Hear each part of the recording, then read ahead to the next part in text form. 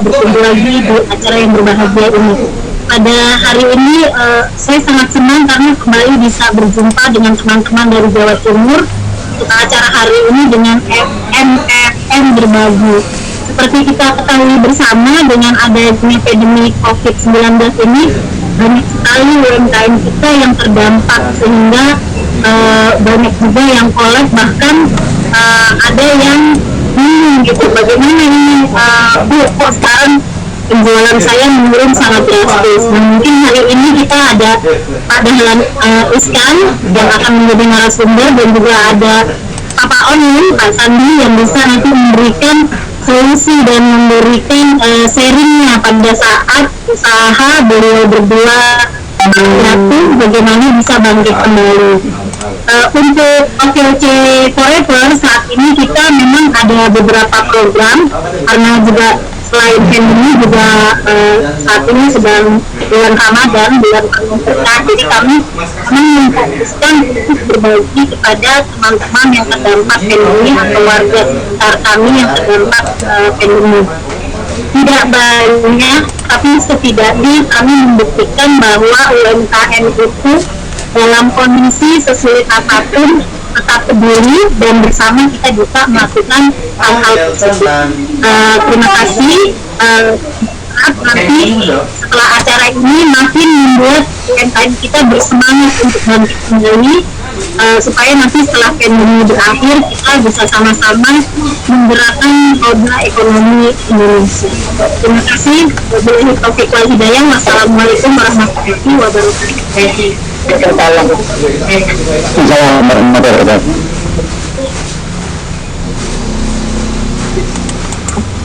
Waalaikumsalam warahmatullahi wabarakatuh. Terima kasih Bu Esti Ginting yang sudah memberikan sambutannya. Untuk sebelum memulai acara ini, saya akan membacakan terlebih dahulu tentang acara hari ini. Sudah dimulai dengan sambutan juga dari pemaparan oleh Bu Ginting selaku Ketua OKOC Forever.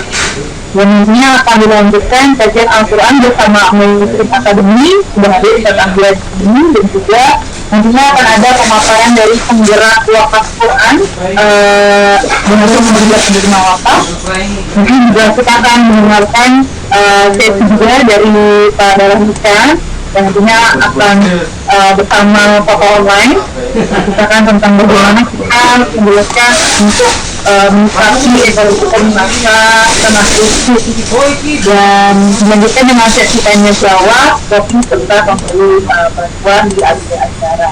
Nah, untuk memulai sesi kita kali ini akan langsung dimoderatori oleh Ustadz Ahmad Fauzi. Saya selaku akan memberikan sepenuhnya kepada Ustadz Fauzi dalam memandu acara sore hari. Silakan Ustadz Fauzi. Ya, bismillahirrahmanirrahim. Assalamualaikum warahmatullahi wabarakatuh. Alhamdulillah alladzi nawwara qulubana bi tilawatil Qur'an wa zayyana akhlaqana bi jamil Qur'an wa hassana amalana bi dhikril Qur'an wa bayyana wujuhana bi barakatil Qur'an. Allahumma shalli wa sallim ala nabiyyil Qur'an wa ala alihi wa ashabihi alladziina ta'allamu 'allamul Qur'an, amma ba'd. Ya, Bapak Ibu hadirin yang berhormat Allah Subhanahu wa taala, juga yang kami hormati mantan Menteri BUMN di Indonesia, ada Pak Dahlan Iskan. Terima kasih di tengah kesibukan beliau bisa menyempatkan hari bersama-sama kita. Ya, tentunya sebagaimana tadi sudah disampaikan oleh Bu Fika dari OKOC Indonesia, bahwa negeri ini tentunya juga secara global bahkan dunia gitu ya, ini sedang berada dalam kondisi yang terpuruk, dalam artian pandemi juga masih terus berlangsung, dan tentunya banyak sekali sahabat-sahabat kita, para penggerak ekonomi yang saat ini omsetnya cenderung turun, bahkan boleh jadi ada beberapa yang tutup begitu ya. Nah, insya Allah tentunya sahabat-sahabat, pada kesempatan sore hari ini, nah ini ada sekali lagi ada mantan Menteri BUMN, ada Pak Dahlan Iskan, insya Allah akan berbagi dia kepada kita semua bagaimana untuk mengatasi masalah ekonomi ini. Baik, rasanya tanpa berlama-lama kita sapa saja langsung. Tadi ada Pak Dahlan Iskan. Ya, assalamualaikum Pak Dahlan.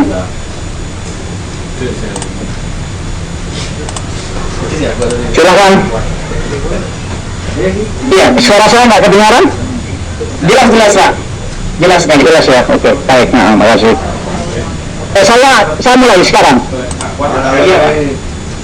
Baik. Terima kasih. Assalamualaikum warahmatullahi wabarakatuh.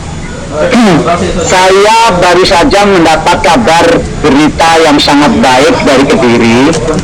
Seorang yang selama ini punya warung rawon,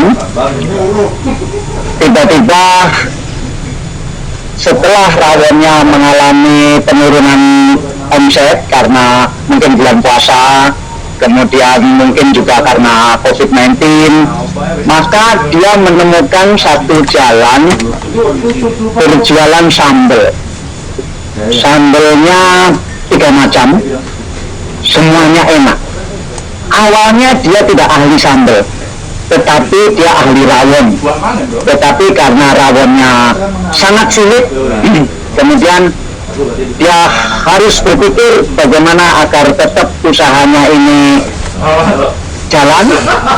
Dia menemukan siapa ya yang bisa bikin sambal enak. Dia cari ke di desa-desa yang orang ngomong bahwa ibu itu kalau bikin sambal enak tetapi tidak mau jualan. Dia berkongsi sama orang-orang seperti itu. Akhirnya sekarang dia jualan sambal, dan sambalnya sampai dikirim dari Kediri, dikirim ke Surabaya, dikirim ke Jakarta.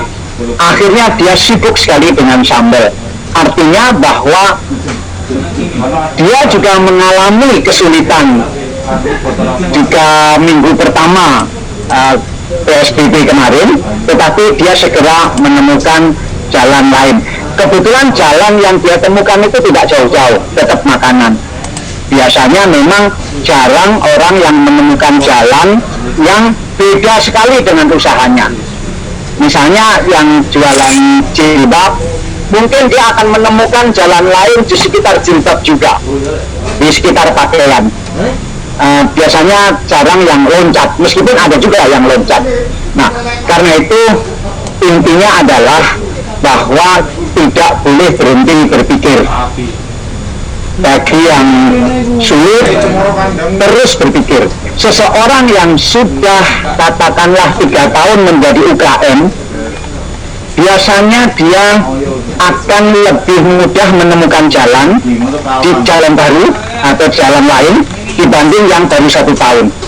Yang sudah 5 tahun berada di bisnis ini biasanya lebih mudah lagi cari jalan lain. Jadi jam kerja, masa tugas, masa berbisnis juga memang berpengaruh. Nah, bagi yang baru 1 tahun, 2 tahun, maka yang terpenting sekarang ini adalah bisa hidup itu sudah hebat. Jadi targetnya jangan muluk-muluk, targetnya jangan mengalami kemajuan yang besar, jangan begitu. Targetnya adalah bisa bertahan, itu sudah hebat. Nah, sambil bertahan itu terus mencari jalan bagaimana lebih maju lagi. Nah, bagi yang baru 1 tahun pertama, kalau sekarang ini mengalami kesulitan, ini adalah ujian bahwa semua pengusaha mengalami kesulitan. Untung Anda sulit ketika masih UKM.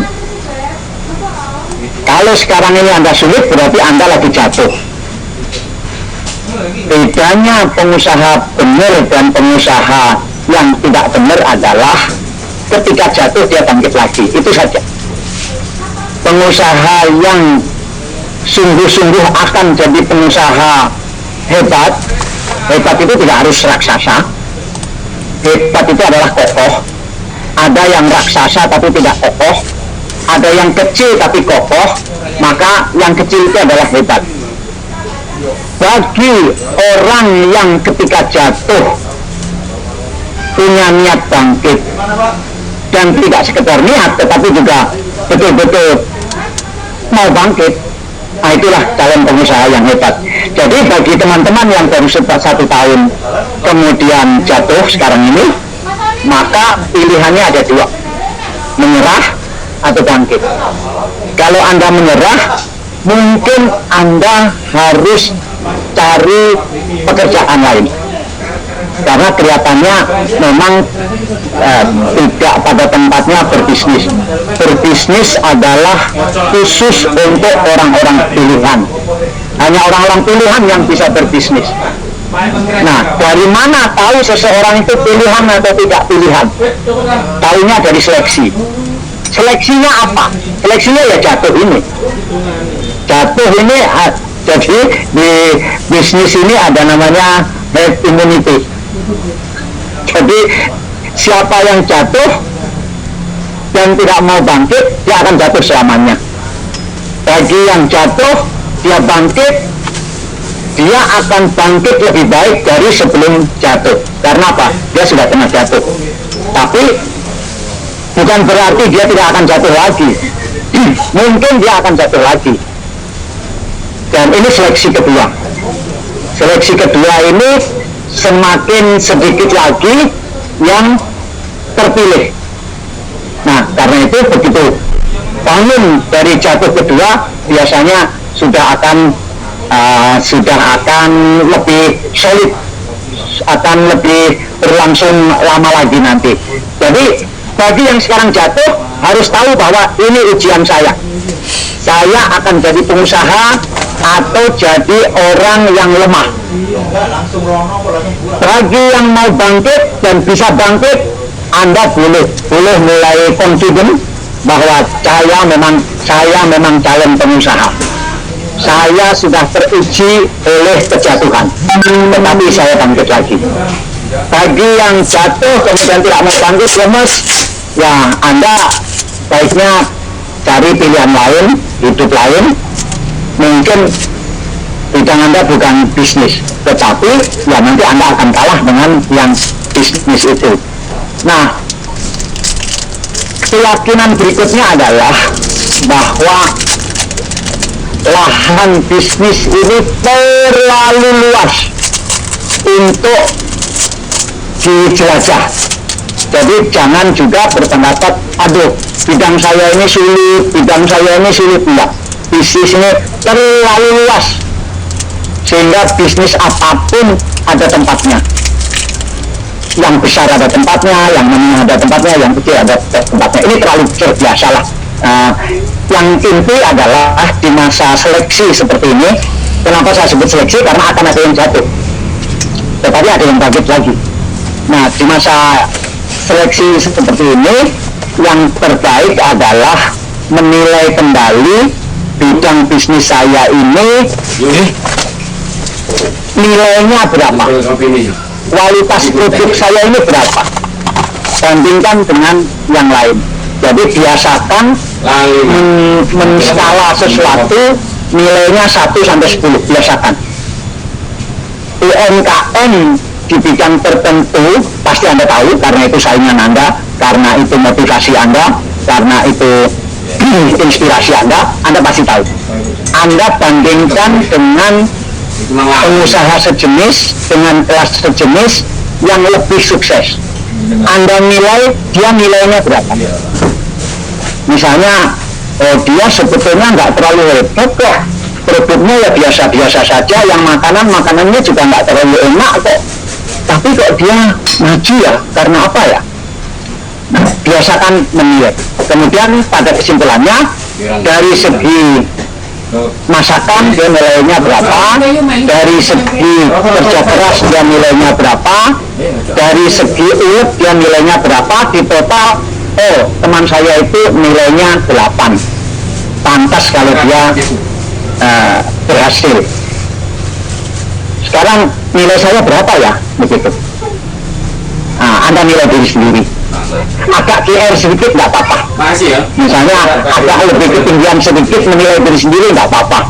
Tapi coba seadil mungkin. Adil itu termasuk adil menilai diri sendiri. Dari segi rasa makanan, rasa saya ini berapa ya?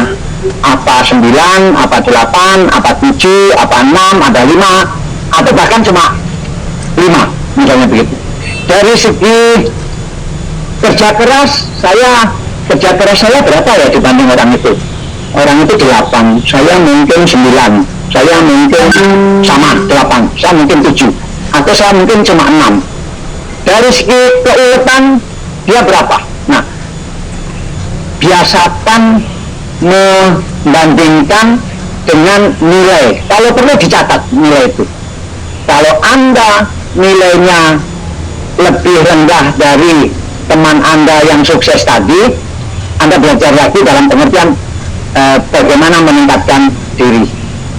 Saya kira itu dari saya dulu, nanti kita akan dialog. Terima kasih. Assalamualaikum warahmatullahi wabarakatuh.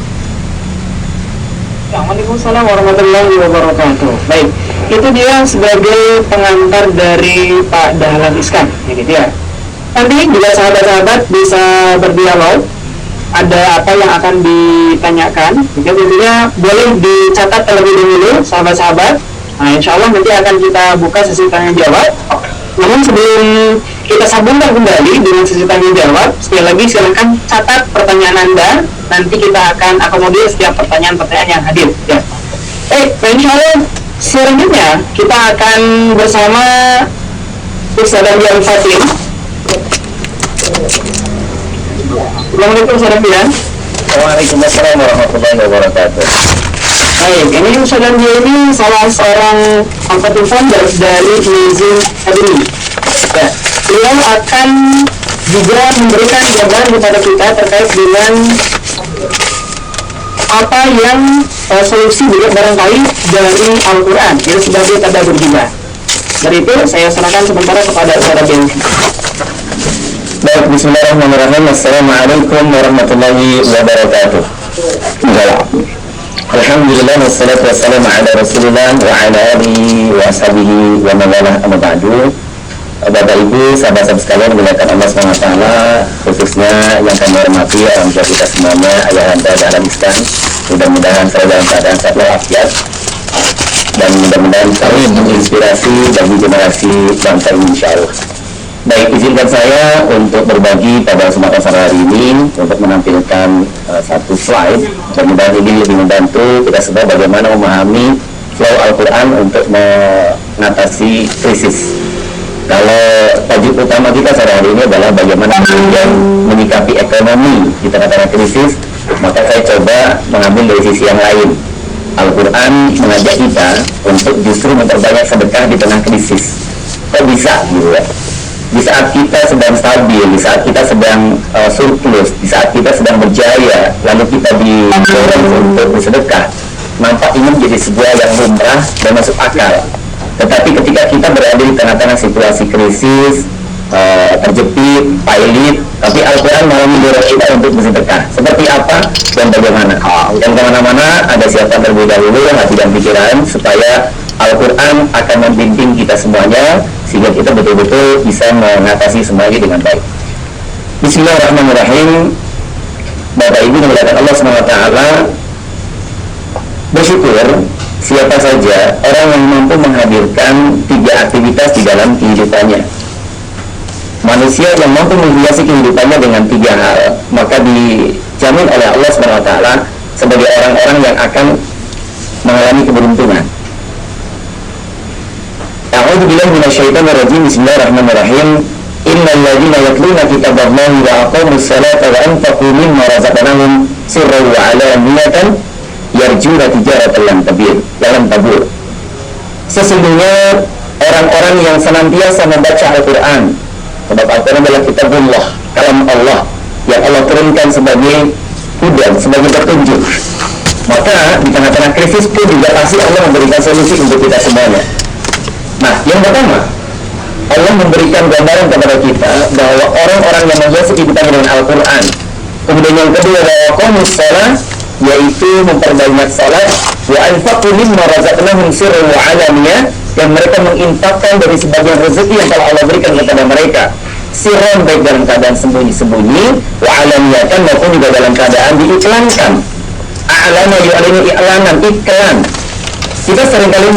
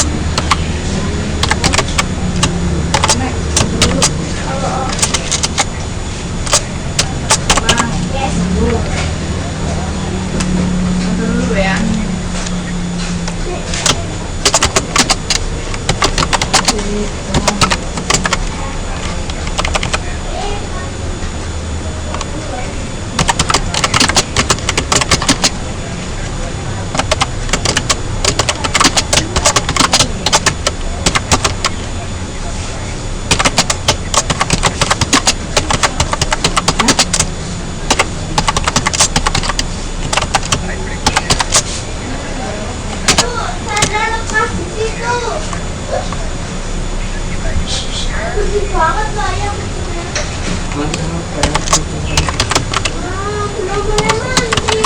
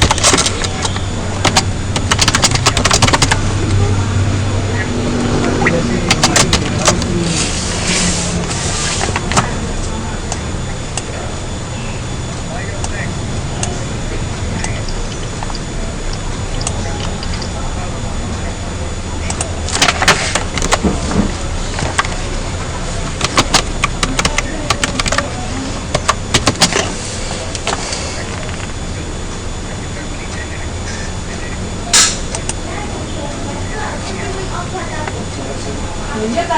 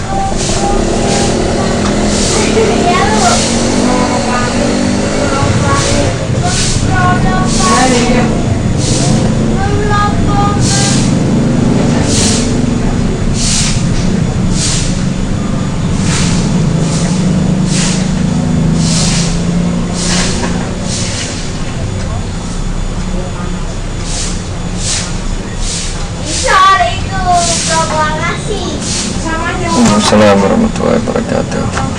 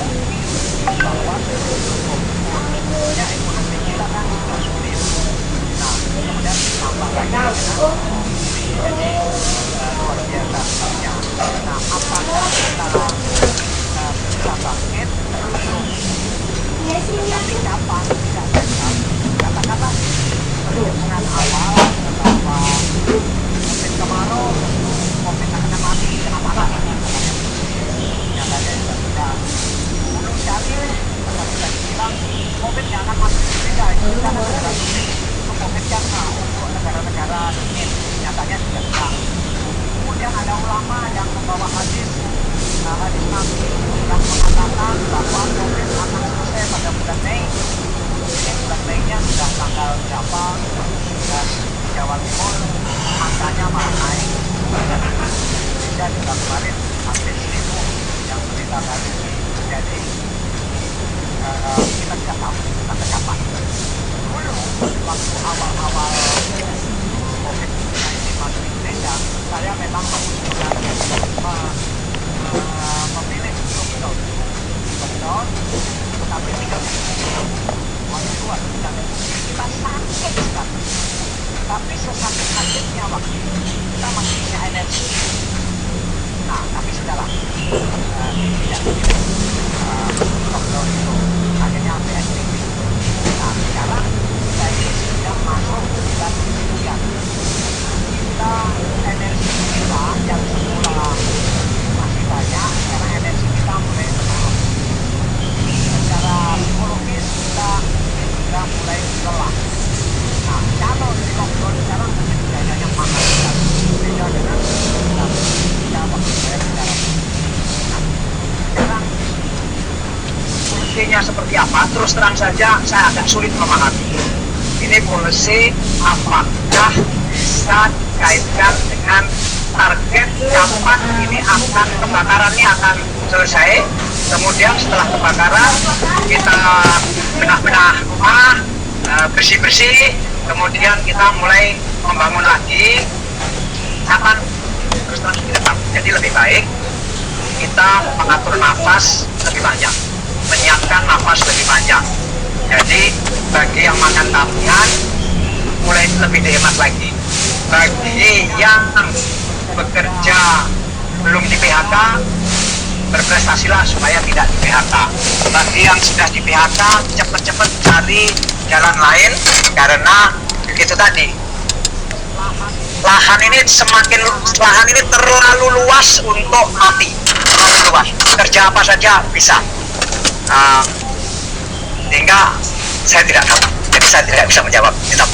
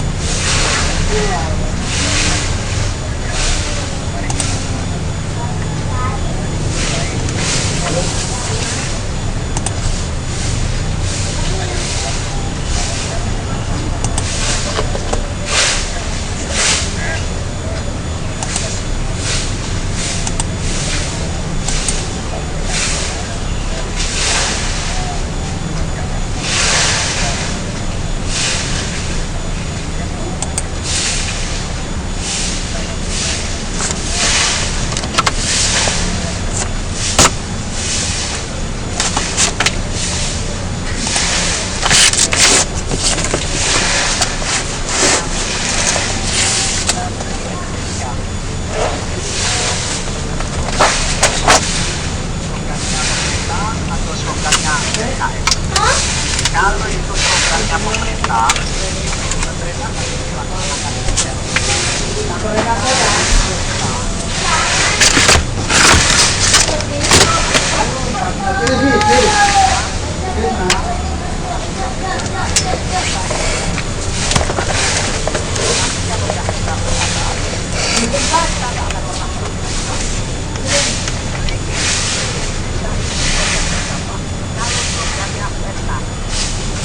Jangan.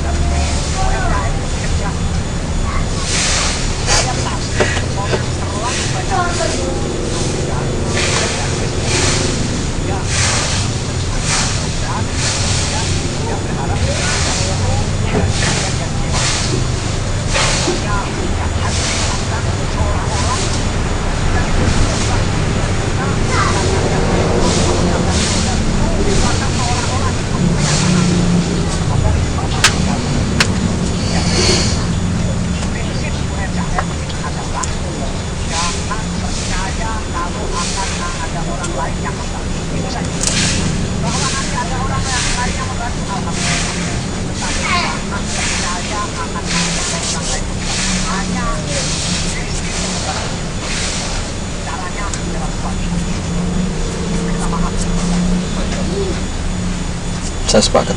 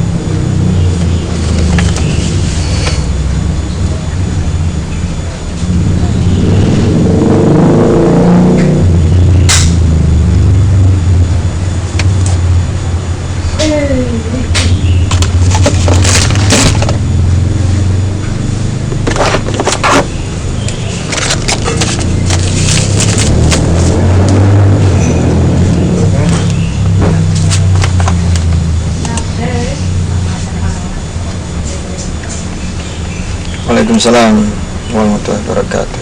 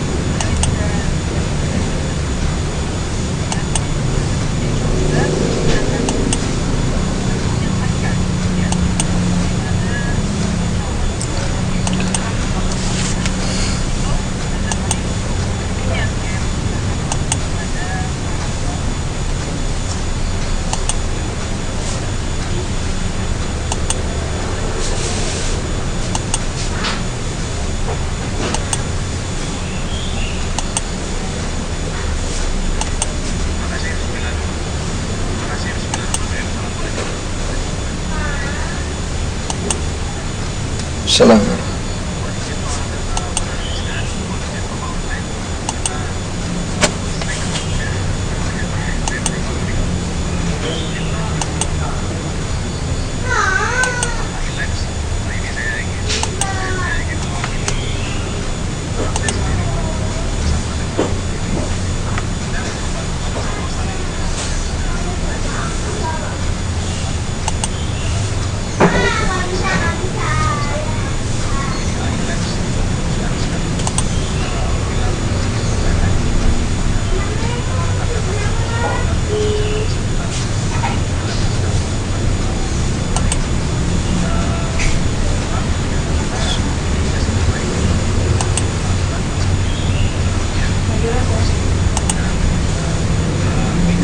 Kopi.